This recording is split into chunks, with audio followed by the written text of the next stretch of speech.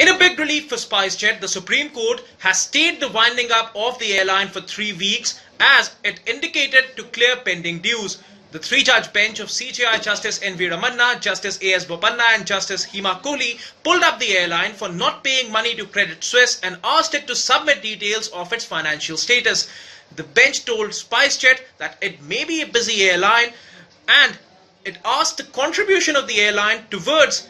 clearing its pending dues. The court termed this a serious matter and made it clear that if at all SpiceJet does not want to pay, the court will not hesitate in declaring the company as insolvent and ordering the winding up proceedings to continue. The top court was hearing SpiceJet's appeal against the Madras High Court order which had directed winding up of the airline over unpaid dues of $24 million to a Swiss company. SpiceJet had sought an early hearing on its appeal, claiming that any delay will lead to folding up of the airline as the interim protection given by the High Court from the winding up proceedings was lapsing. On the 11th of January, a division bench of the Madras High Court had upheld a single-judge order passed on the 7th of December 2021 which had asked for liquidation of the private airline and had asked the official liquidator to take over the airline's assets. A Switzerland-based stock corporation, Credit Suisse AG, had sought winding up of SpiceJet over the airline's inability to pay pending debts to SR Technics, which deals with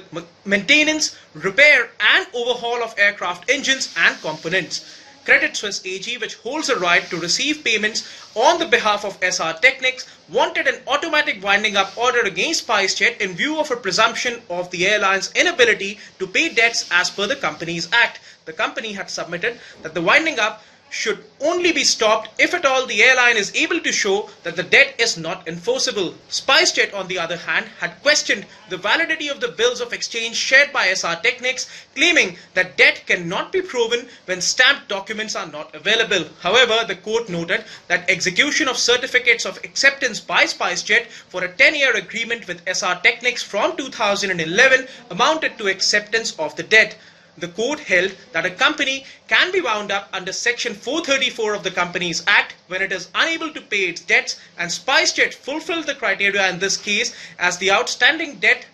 was more than rupees 500 and the company had neglected the payment notice which was initially served at its registered office. The court back then had observed that SpiceJet dealt with SR Technics despite knowing that the latter did not have DGCA's approval for aircraft maintenance in India. It remains to be seen what are going to be the modalities of the negotiations which are currently underway between SpiceJet and Credit Suisse AG, based on which any further submissions would be made before the apex court when the case is heard 3 weeks later, and any subsequent decision which will be made by the court will hinge on the submissions which will be given before the court.